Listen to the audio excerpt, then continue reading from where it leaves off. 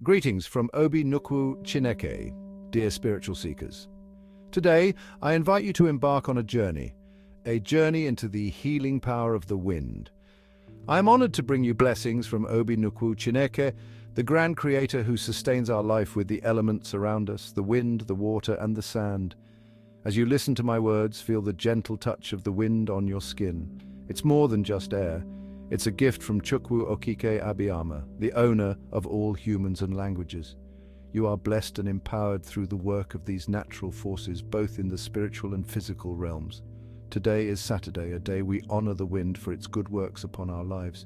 This is a sacred time to present the wind to our Creator, to ask for blessings and to seek an increase in its power to guide and heal us. As you breathe in the wind, imagine it healing every part of your being, washing away sickness and bringing balance to your spirit and body. Take a deep breath. Feel the wind filling your lungs, spreading its healing energy throughout your body. Visualize the wind carrying away any ailments, any troubles that weigh you down. Just as the wind moves effortlessly around obstacles, so too can you overcome the challenges in your life with its guidance.